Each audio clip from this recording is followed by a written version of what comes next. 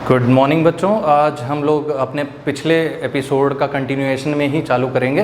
पिछली बार हम लोगों ने इक्वेशंस के बारे में और पॉलिनोमियल्स के बारे में थोड़ी सी ब्रीफिंग स्टार्ट की थी और आज हम लोग उसी इक्वेशंस में जो पहली कैटेगरी है लीनियर इक्वेशंस उसको पढ़ेंगे। लीनियर इक्वेशंस को पढ़ने से पहले मैं थोड़ा सा रिविज़न करवा देता हूँ आप लोगों का, जिसमें हम लोगों को ये पिछली बार मैंने आप लोगों को बताया था कि लीनियर इक्वेशंस जो होते हैं वो डिग्री 1 के लिए होते हैं। मतलब अगर आपकी किसी भी इक्वेशन की डिग्री 1 होल्ड कर रही है तो वो होगा लीनियर इक्वेशन, उसे कहा जाएगा लीनियर इक्वेशन। क्वेश्चन ये है कि आप कैसे पता करेंगे कि डिग्री 1 है। अगर कोई सी भी इक्वेशन आपके सामने लिखी गई है, पॉलिनोमियल आपके सामने लिखा गया है 3x + 2 = 7, suppose this is an equation which is given, और इसमें जो वेरिएबल है इसकी हमेशा सबसे पहले आप हाईएस्ट पावर चेक कर लीजिए। जो भी उसकी हाईएस्ट पावर होगी वो उसकी डिग्री होती है। जैसे यहाँ पर हम लोग देख सकते हैं कि यहाँ पर पावर जो है एक्सपोनेंट जो है इसका वो 1 है। तो अगर कभी इस तरीके से वेरिएबल का हाईएस्ट पावर जो है 1 होता है तो उसे हम कंसिडर करते हैं डिग्री 1, ठीक है। और इस तरीके के इक्वेशंस को जब हम सॉल्व करते हैं तो x का जो सॉल्यूशन आएगा, जो वैल्यू आएगा, वो सिर्फ एक ही आएगा, क्योंकि डिग्री हमें हमेशा ये बताती है कि किसी भी इक्वेशन में कितने पॉसिबल वैल्यूज़ आ सकते हैं उसके वेरिएबल के। जैसे इस इक्वेशन में हमने देखा कि x एक वेरिएबल है जिसकी हाईएस्ट पावर 1 है, मतलब कि डिग्री 1 है। उस डिग्री से हमें ये पता चलता है कि इस वेरिएबल की कितनी वैल्यूज़ आप लोग निकाल सकते हो। मतलब अगर x की कोई सी भी पॉसिबल वैल्यू आएगी तो वो 1 से ज़्यादा नहीं आएगी, चाहे वो कोई सा भी इंटीजर हो, चाहे वो पॉजिटिव इंटीजर हो, चाहे वो नेगेटिव इंटीजर हो। तो आइए आज हम लीनियर इक्वेशंस को सॉल्व करना सीख लेते हैं। ये शुरू करने से पहले आप लोग ये समझ लीजिए कि ये क्लास 6th से लेके क्लास 8th तक अच्छे से आप लोगों को मगअप करना होगा, क्योंकि क्लास 6th से लेके 8 तक लीनियर इक्वेशन 1 वेरिएबल में बात करता है, उसके बाद 2 वेरिएबल में बात करेंगे। पहले हम भी आज 1 वेरिएबल के क्वेश्चंस लेंगे, जितने भी 1 वेरिएबल वाले हैं उनको सॉल्व करने की कोशिश करेंगे। लीनियर इक्वेशन की स्टैंडर्ड फॉर्म लिखने की ax + c = 0 होती है, जहाँ पर हमारे पास आप देख सकते हैं x जो है वेरिएबल की तरह ट्रीट होगा, c जो होगा वो कांस्टेंट की तरह ट्रीट होगा, और x के साथ जो ये दिख रहा है इसे कहा जाता है coefficient of x, coefficient of x, ठीक है। तो अब आज ये हमेशा याद रखना, स्टैंडर्ड फॉर्म किसी भी लीनियर इक्वेशन को लिखने का ये होता है जिसमें वेरिएबल x लेंगे। मैं ज़्यादातर आज x लेके ही कराऊंगा। ये ज़रूरी नहीं है कि हमेशा x ही एक वेरिएबल हो या हम इसके ऊपर ही काम करें, ऐसा कभी नहीं होता है। x की जगह y भी ले सकते हैं, z भी ले सकते हैं, m n, जो जिस भी तरीके का क्वेश्चन होगा, जिस भी तरीके की पॉलिनोमियल होगी, उस तरीके से उसे डील किया जाता है। तो चलिए अब हम सीखेंगे कि किस तरीके से किसी भी लीनियर इक्वेशन को सॉल्व किया जाता है। सिंपल सा कॉन्सेप्ट लगता है ट्रांसपोज करने का। जैसे मान लीजिए अगर मेरे पास एक इक्वेशन है 4x + 6 = 10, ये एक सिंपल सी इक्वेशन दी है जिसमें x एक वेरिएबल है, इसकी वैल्यू मुझे निकालनी है, इसके साथ कोफिशिएंट 4 है, ये कांस्टेंट है, और इक्वल टू में एक वैल्यू हमें इस पूरी इक्वेशन की 10 दे रखी है।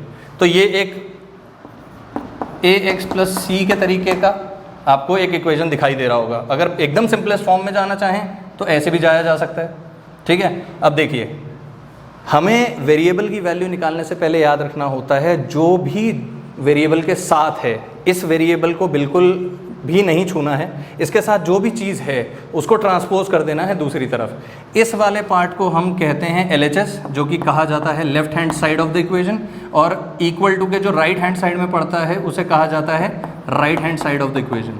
तो इसका खासा ध्यान रखना होता है कि लेफ्ट हैंड साइड क्या है और राइट हैंड साइड क्या है, और किसी भी कांस्टेंट नंबर या किसी भी वेरिएबल या किसी भी कांस्टेंट को जब हम दूसरी साइड ले जाते हैं तो उसके साथ क्या करना है। जैसे यहाँ पर मेरे पास +6 मुझे ट्रांसपोज करना है राइट हैंड साइड की तरफ, तो मैं 4x को यहीं रहने देता हूँ। जब मैं +6 को उधर लेके जाऊँगा तो इसका जो साइन है, जो प्लस का साइन है, वो ठीक इन्वर्स हो जाएगा, जो कि हो जाएगा -6। अब ये उधर क्या, हमेशा याद रखना, ट्रांसपोज करते हुए जो प्लस की चीज़ है वो माइनस हो जाएगी। अगर ये माइनस का होता तो उस तरफ जाकर वो प्लस का हो जाता, मतलब एडिशन चेंज हो जाएगा सब्ट्रैक्शन में, सब्ट्रैक्शन चेंज हो जाएगा एडिशन में। नेक्स्ट थिंग जो हमें देखनी है, अब x की वैल्यू हमें निकालनी है, तो x के साथ जो है 4 वो उसका प्रोडक्ट है, मतलब ये दोनों मल्टीप्लिकेशन में है। अब अगर कोई चीज़ मल्टीप्लिकेशन में है और उसको ट्रांसपोज किया जाए तो वो राइट हैंड साइड जाकर डिवीजन में चला जाएगा, इस तरीके से, ठीक है। अब मेरे पास x की वैल्यू आ चुकी है, आप चाहें तो इसे सिंप्लीफाई कर सकते हैं, नहीं करना है तो आप इसे ऐसा भी छोड़ सकते हैं। वैसे ज़्यादातर आप अगर सिंप्लीफाई कर लेंगे तो ज़्यादा सही रहेगा। मतलब x की वैल्यू जो आई है वो आई है -3/2। अब ऐसा बिल्कुल ना समझे कि फ्रैक्शन में अगर वैल्यू आ रही है तो गड़बड़ है। फ्रैक्शन में भी वैल्यू आ सकती है, x एक सिर्फ वैल्यू देने का जरिया है, वो वैल्यू कुछ भी हो सकती है। इस इक्वेशन में अगर आप ज़्यादा आगे फर्दर सॉल्व करना चाहते हैं तो x की वैल्यू 1.5 भी आ सकती है अगर आप 3/2 को डिवाइड करें। अगर पूछा होगा कि डेसिमल में निकालना है तो ही निकालें, वरना आप इसे फ्रैक्शन में भी छोड़ सकते हैं। ठीक है, चलिए नेक्स्ट थोड़ा बड़ा क्वेश्चन लेते हैं। ये बहुत छोटा क्वेश्चन था, एकदम सिंपलेस्ट से हमने शुरू किया है। अब थोड़ा बड़ा क्वेश्चन की तरफ चलते हैं, धीरे धीरे करके हम अपना क्वेश्चन का लेवल बढ़ाते रहेंगे। अब लीनियर इक्वेशन में थोड़ा सा एक स्टेप आगे चलते हैं। मान लीजिए -4/5 ऑफ x जो है वो बराबर है equals to it gives a value of 10, ऐसा समझ लीजिए। ठीक है, अब जैसा कि मैंने बताया सॉल्व मुझे x के लिए करना है क्योंकि वेरिएबल यहाँ पर x है, मुझे उसकी वैल्यू चाहिए, है ना। इसको सॉल्व करने के लिए बस आपको इसके साथ देखना है कि जो भी कंपोनेंट इसके साथ है, जैसे इसका कोफिशिएंट मुझे 4/5 दिख रहा है माइनस का, इसको उधर ले जाते हुए जब भी हम उसे ट्रांसपोज करेंगे दूसरी साइड के लिए तो हमें ध्यान ये रखना है कि जब वो उस तरफ जा रहा है तो उसका इन्वर्स हो जाए। जैसे अगर मैं x के साथ -4 अभी यहीं रहने दूं और ये जो 5 डिवीजन में अगर मैं इसको इस साइड भेज दूं, राइट हैंड साइड में ट्रांसपोज कर दूं तो ये मल्टीप्लिकेशन में चला जाएगा। मल्टीप्लिकेशन में क्यों गया? क्योंकि लेफ्ट हैंड साइड में ये जो था डिवीजन में था, राइट हैंड साइड में जाते हुए किस में चला जाएगा? मल्टीप्लिकेशन में चला जाएगा। अभी भी x की मैं वैल्यू नहीं निकाल सकता हूँ, पूरी वैल्यू कंप्लीट वैल्यू नहीं निकाल सकता हूँ। अभी भी मुझे इसको फर्दर सॉल्व करना पड़ेगा, जिसमें मैं ये देख सकता हूँ कि 10 × 5 विल गिव यू 50 और ये जो -4 है ये x के साथ मल्टीप्लिकेशन में है। मतलब जब ये ट्रांसपोज होगा राइट हैंड साइड की तरफ तो ये चला जाएगा डिवीजन में।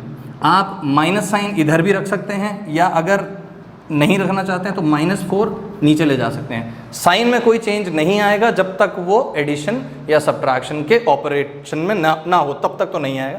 अगर इस तरीके का प्रोडक्ट है, ये देखिए ये जो था इसके साथ प्रोडक्ट में था, वहाँ जाके उसे डिवीजन में डाल दिया। अब आप इसे फर्दर सॉल्व कर सकते हैं, फ्रैक्शन में भी छोड़ सकते हैं, जितना सिंपलेस्ट जा सके आपसे उतना ले जाइए। जैसे यहाँ पर 25/2 आएगा, अगर और सॉल्व करना चाहें याद रखिएगा माइनस में ही रहेगा, ओवरऑल वैल्यू माइनस में रहेगी फ्रैक्शन की। अगर फर्दर सॉल्व करेंगे तो ये जाएगा -12.5।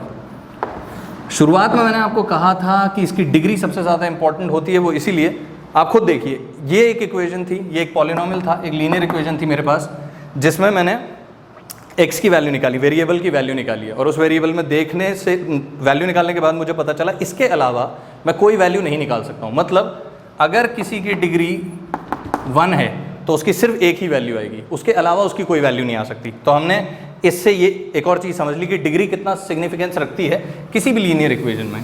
तो ये कुछ छोटे छोटे क्वेश्चंस थे लीनियर इक्वेशन के ऊपर।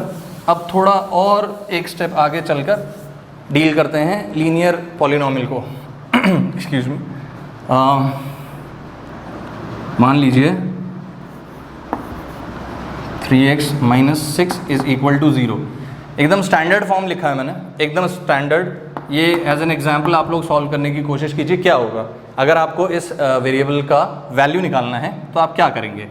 देखिए 3x यहीं पर रखेंगे क्योंकि अभी मुझे -6 को ट्रांसपोज करना है। एक एक करके ट्रांसपोज कीजिए, ज़्यादा अच्छा रहता है। सारे के सारे एक साथ ट्रांसपोज करेंगे तो कन्फ्यूजन हो जाता है, थोड़ा सा गलत आने का चांस रहता है। एक एक करके एक एक एलिमेंट को आप उस तरफ ट्रांसपोज कीजिएगा तो आसान रहेगा आपके लिए। और क्लास 6, 7, 8 में तो आप एक एक करके ही कीजिए, यही आपके लिए एक अच्छी एडवाइस है। अगर ये -6 ट्रांसपोज होता है इक्वेशन के उस तरफ जो कि राइट हैंड साइड है तो ये प्लस का 6 बनेगा, है ना। आप चाहें तो प्लस की वैल्यू लिखें, नहीं भी लिखेंगे प्लस का साइन तो भी कोई दिक्कत नहीं होती है, ठीक है। x के साथ अब जो 3 है उसको अगर मैं ट्रांसपोज करूं तो वो जाएगा डिवीजन में। यहाँ पर वो उसका प्रोडक्ट था जो कि मल्टीप्लिकेशन का इंडिकेशन देता है, और अगर मैं उसको इस तरफ ले जाऊँ तो हमें क्या मिलता है कि ये ट्रांसपोज हो जाएगा डिवीजन में। सो 3 × 1 = 3, 3 × 2 = 6। That means x will give you a value of 2। We can not have any other value rather than 2, इसीलिए इसकी डिग्री 1 थी, ठीक है। तो आप लोगों ने देखा सिग्निफिकेंस कितना इंपॉर्टेंट होता है किसी भी चीज़ का। ओके, तो अब हम थोड़ा सा और इसको टफर बनाने की कोशिश करते हैं। थोड़ा सा मैं वेरिएबल को अब चेंज करूंगा ताकि आप लोगों को समझ में आए कि सिर्फ एक ही वेरिएबल के साथ हमने नहीं डील करना है। x के साथ y भी हो सकता है, z भी, कई तरीके के वेरिएबल हमें मिलेंगे। अब लीनियर में हम लोग जो वेरिएबल लेने वाले हैं वो लेने वाले हैं y। अगर क्वेश्चन इस तरीके से आए कभी, find the value of y, और आपको जो पॉलिनोमियल दिया हुआ है वो कुछ इस तरीके से दिया हुआ है, my is minus of m is equal to 0।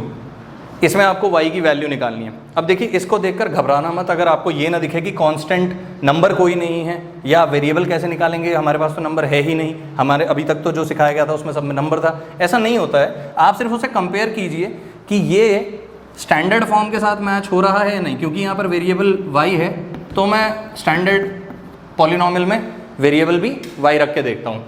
ये जो उसके साथ कोफिशिएंट है वो a की तरह ट्रीट किया जाएगा, ये कांस्टेंट की तरह ट्रीट किया जाएगा, ठीक है। अब देखो, करना वही है जो अब तक हमने किया है, फिर से ट्रांसपोज करना है। ट्रांसपोज करते हुए हमेशा एक बात ध्यान रखें, एक एक करके चीज़ों को ट्रांसपोज करें। सबसे पहले माइनस m जो इस साइड पर है, अगर मैं उसे राइट हैंड साइड पर ले जाता हूँ तो वो प्लस का m हो जाएगा, या आप उसे सिर्फ m भी लिख सकते हैं। मुझे वैल्यू निकालनी है y की, जो कि एक वेरिएबल इस क्वेश्चन में है, तो मैं इसे y इस तरीके से, इस m को जब उधर ले जाऊंगा तो ये डिवीजन में चला जाएगा, और काफ़ी आसान हो गया है, आप सब देख सकते हैं। m 1 जा m, m 1 जा m, तो ये 1/1, मतलब y की वैल्यू जो यहाँ पर सॉल्व करके आ रही है वो आ रही है 1। ऐसा भी हो सकता है क्वेश्चन में कि आप लोगों को इस तरीके के अल्फ़ाबेट्स देखने को मिल जाए, ऐसा ज़रूरी नहीं होगा कि नंबर ही हो या नंबर ही फाइंड आउट करने को मिले कि इसकी कितनी वैल्यू है।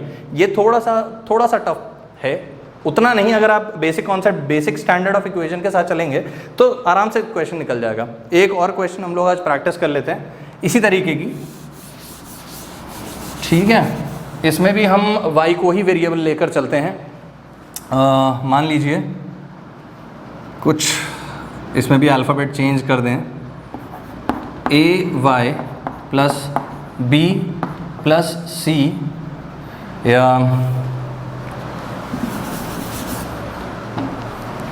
Plus p plus q is equal to 0।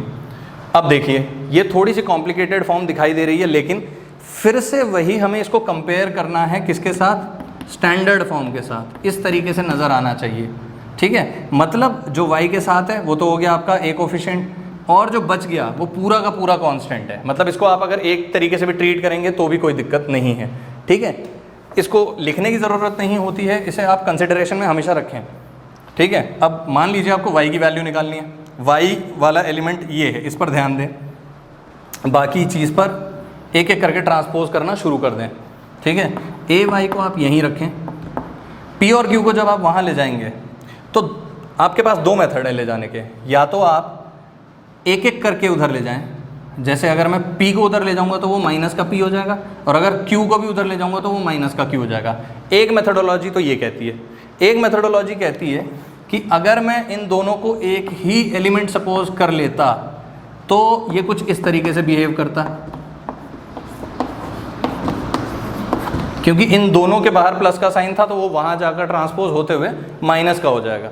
ये किया जा सकता था। ये इससे और इस मेथडोलॉजी से आंसर सेम आता है। कभी भी ये मत सोचिएगा कि ऐसे करें या ऐसे करें, दोनों से आंसर सेम आएगा, क्योंकि आपको पता है कि अगर डिग्री 1 है तो वैल्यू तो एक ही आने वाली है उस वेरिएबल की। दिखाता हूँ कैसे, ठीक है। यहाँ पर देखिए, अगर ए वाई को गौर से इन दोनों को देखें, इन दोनों के पास माइनस का साइन है। अगर आप माइनस का साइन कॉमन ले लेते हैं दोनों इंटीजर्स में से तो यहाँ बच जाएंगे दोनों अंदर पॉजिटिव के, ठीक है। कॉमन लेने के लिए मैं एक दूसरा एपिसोड डाल दूंगा कि कैसे कॉमन लिया जाता है, वो एक अलग ही कॉन्सेप्ट है, इसमें नहीं बता सकते, ठीक है।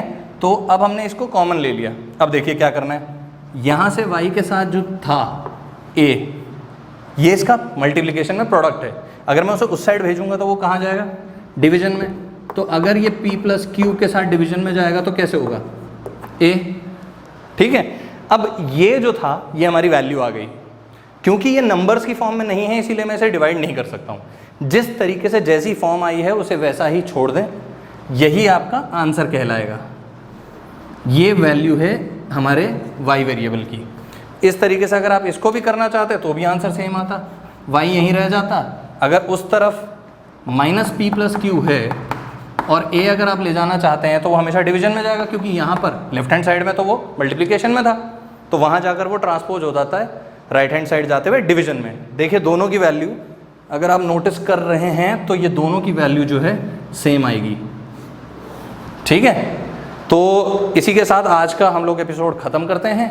नेक्स्ट टाइम पर थोड़ा और बेहतरीन क्वेश्चंस मैं आपके लिए लाऊंगा जो कि अलग लेवल के होंगे। ये लेवल थोड़ा सा आपके प्रैक्टिस से अलग होगा, आउट ऑफ द बॉक्स सोचना पड़ता है इसमें, क्योंकि इसमें आपको कांस्टेंट टर्म्स नहीं मिलेंगी, नंबर्स नहीं मिलेंगे, भले ही ये सब मिल जाए, लेकिन इसकी प्रैक्टिस अच्छी कर लीजिएगा। इसी के साथ thank you, bye bye, take care, have a great day ahead.